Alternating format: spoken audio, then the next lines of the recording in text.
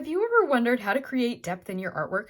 Today I'm going to show you an easy way that you can create depth by working around your trees, or what artists call negative shape painting. We're going to start with a fun, playful underpainting with some special effects, and then we'll build deeper and darker layers of color on top of that. Let's go ahead and get started. I have gone ahead and taped my work down to a board. I don't usually work this way, but because I'm going to be getting things really wet in this first layer or two, I thought, well, why don't I do this? It'll kind of somewhat prevent the warping. If you don't want your paper to warp at all, you'll probably want to use a block or stretcher bars, something like that. But I'm just going to go ahead and just go with the tape for today. And then I'm going to grab my 1-inch flat brush and I'm just going to fill the whole thing in with some water. And this first technique is going to be wet on wet. And then I've mixed up a color that's kind of a navy blue, indigo blue. I've just made it with a mixture of my primaries. And I'm going to go ahead and fill this in with just very abstract lines. And I'm going to do a little bit of splattering, maybe a little bit of salt. I just want to use this as my base. Oops,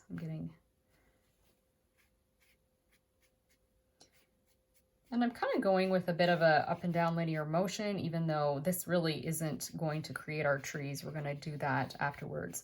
But I'm just going to fill this in, and I think I'm going to lighten it a little bit. This is feeling really dark already. I'm going to just grab my water and do a few splatters, and then I'm going to lift a few places. Just lift some of that out. Maybe I'll even just lift a couple spots out where I could have those trunks eventually. I'm going to be having some that are quite light, so I don't want to go too dark too soon with this layer.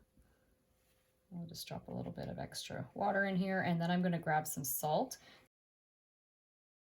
And this is optional because you can get some neat effects just by dropping water into this, but I'm going to drop some salt in as well and just let that do its thing. I'm just going to drop a few more drops of water on here too, because I feel like it needs just, I don't know, feels like it's going to be a little bit more boring than I want it to be. Before I go ahead and dry it, I think I'll add some paint splatters too.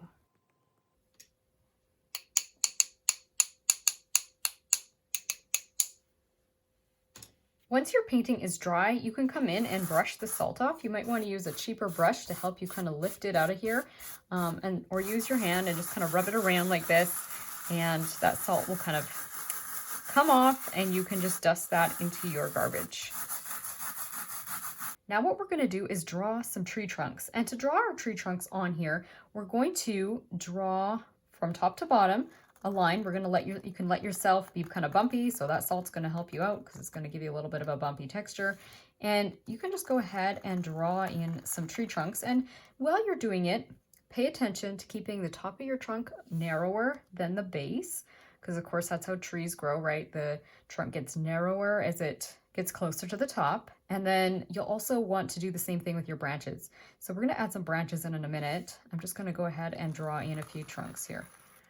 And I'm going to try and pay attention to what is interesting on this painting, because whatever of this interesting texture we have or drama from the salt, once we add our final layers or even our next layers on here, that's going to disappear. So anything that you really, really like, this would be a good time to kind of capture it and let it be a part of your tree trunks that you're drawing right now.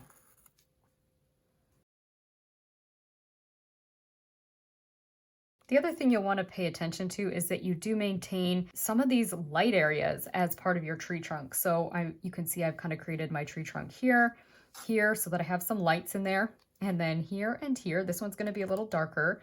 I might even create one here. This is going to end up looking like it's behind the other ones, but I really like some of this texture here. So I'm just going to go ahead and might throw in more than the 5. I feel like I do need something small in the front here. I generally don't like to go with the number 6 for this, just because it's an even number and odd numbers do look better. But because this one's so dark, I think it's going to give the impression of being on a different layer. So if we have like 5 trees that have some light in them, that'll be good. I might just do a really skinny one right here, just get some of this. And then you can go ahead and add a few branches And once again, any branch that you add is going to be thicker as it touches the trunk and thinner as it moves away from the trunk. And you don't want to add too many branches, but you'll want to have a few. And you can also kind of pay attention to your texture. If there's some texture you want to try and maintain, you can do that. Just try and avoid clones. So like you don't want a branch that looks exactly the same as the one on the trunk beside it. Just kind of pay attention to that in terms of where it comes off your tree and that it doesn't, you know, come off at the exact same space, as well as that it maybe is a little bit different angle, whatever, kind of like what I've done here. You can see this trunk here is different than this one. It's hard to tell because I am working lightly and I'm using pencil, but hopefully you can kind of see my trunks here. I can push a little bit harder just because, I mean, I do prefer pushing light because once you add water, your pencil lines become permanent, but for the sake of you guys seeing, I will go a little bit darker.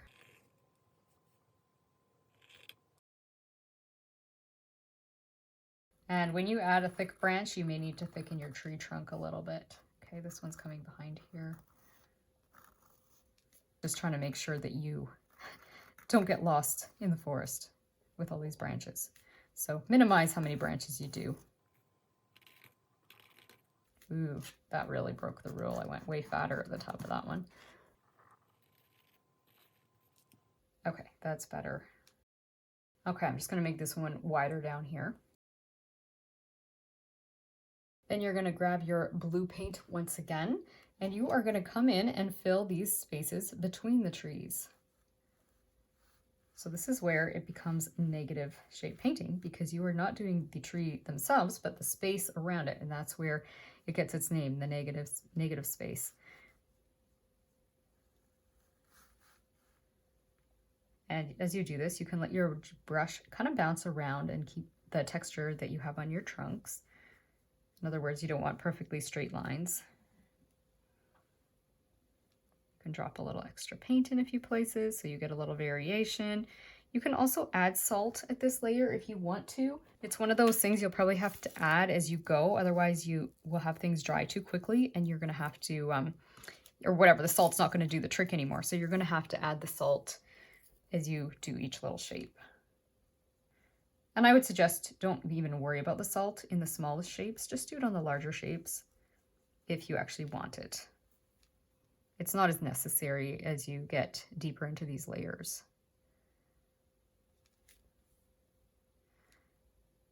I'll be adding less and less of the salt as I go.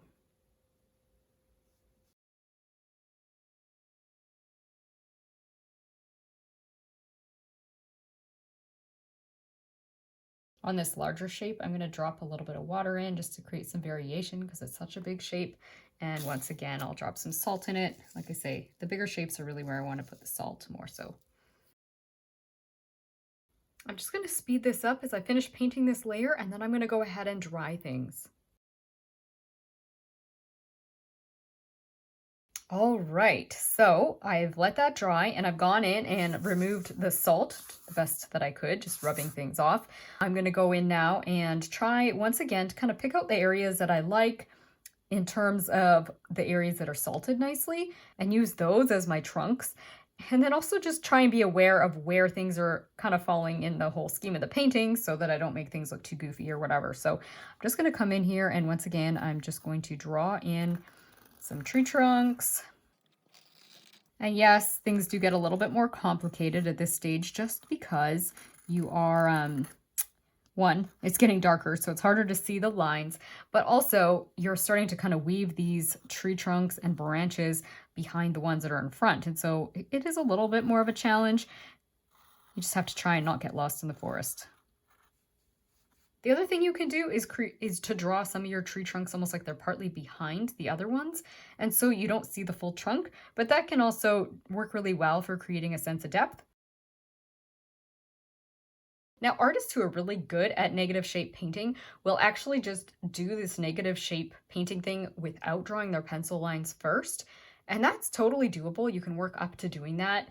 It's a little bit more challenging, or I could say maybe a lot more challenging because you don't have the ability to just go and erase. And I honestly think being able to draw your shapes in first just helps make sure that you're happy with the placement before you go in there with paint.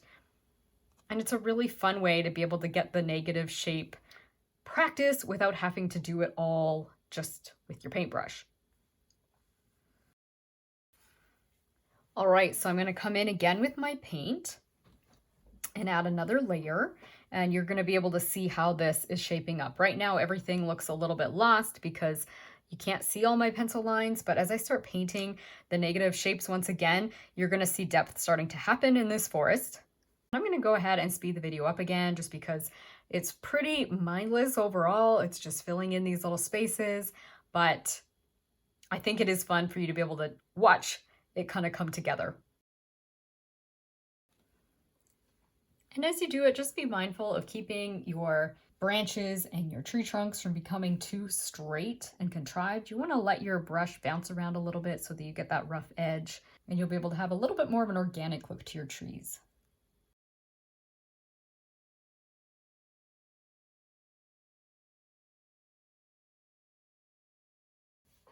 Then once you're happy with that layer, you can let it dry.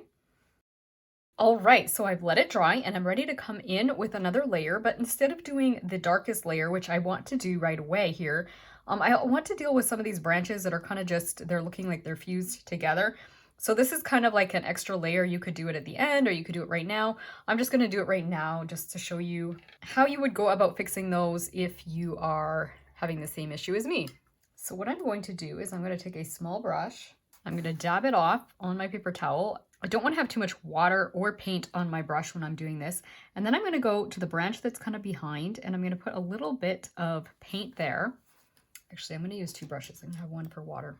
And I'm just going to blend that out. You can kind of see that has pushed that branch behind, right? So I'm going to do the same thing here. Basically, we're trying to get these back branches pushed back, and we do that by darkening where the edges are meeting. So it's meeting, all these edges are meeting right here. So then we're just going to blend it out so that it doesn't look too bold there. Do that down here.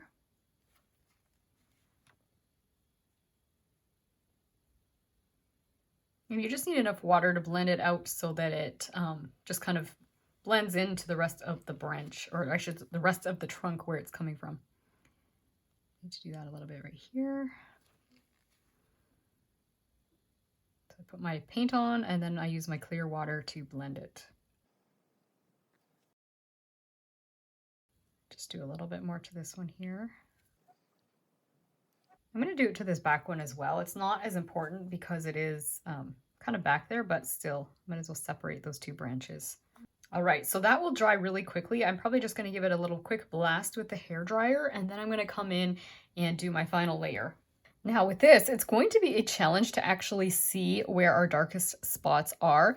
You can go ahead and use a pencil and draw those if you want. You could even use a watercolor pencil if you prefer and fill them in, but I'm going to go in with a regular pencil and just maybe give myself a few guidelines, but for the most part, I'm going to have to just kind of create this with paint so I can even see what's happening.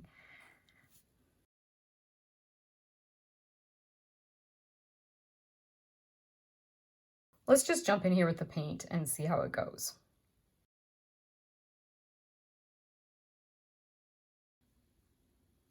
I'm seeing I missed some of my branches, but that's okay. I'll come back in and do them at the end. Like pushing things back, that branch is kind of fused, and I don't want it to be fused, but I won't deal with it right now. I'll wait and come back to it later. And at this stage, you don't even really have to have that perfect drawing underneath. As you can see, I'm just coming in and sometimes I'm doing almost like a stripe to define the darkest part of the forest. Other times I'm kind of doing these triangular shapes.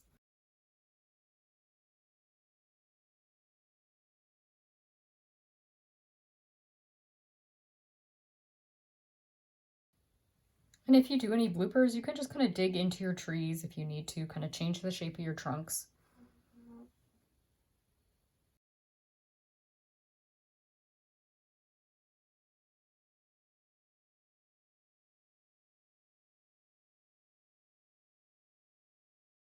So I'm going to let this dry now, and then I will assess what I need to add for any final touches. I felt like some of these trees were competing a little bit too much with each other, and so some of these I'm just going to throw a little bit more of my dark color on here, using a little bit of water to help blend it around. I'm trying not to go too crazy because I don't want to lose all this work that I just did, but you'll see I'm just pushing a few things back, and this is totally optional. I just felt like it could be maybe pushed backwards a little bit, and I'll get a little more depth by doing this. I would just suggest you watch me at this stage because what I'm doing is a little bit risky. I think it's going to work, but I will admit it is a little bit scary at this stage, and it probably isn't something you want to do unless you have certain parts of your painting that you really want to push backwards and tone down. I missed a spot here with this branch. The places I'm really toning down are kind of the edges, the corners, the bottom of the painting, just trying to really kind of knock the intensity of those lights down a little bit, just so that they don't draw a lot of attention to themselves. Because as you paint, you want to also keep in mind that you don't draw the viewer's eye to the edges of the painting. And I feel like when these corners are too bright, that's kind of what happens. Again, dropping a little dark, blending it around with my water very cautiously. All right, so there is our negative shape painting of trees. If you'd like to see some ways that you can embellish this painting or other artwork that you've done, be sure to check out this video where I share how to create some fun special effects. In the meantime, I hope this tutorial has brought a little taste of God's beauty and peace into your everyday life, that this enhances your winter celebrations and inspires you to continue enjoying your own creative journey. See you again soon. Bye.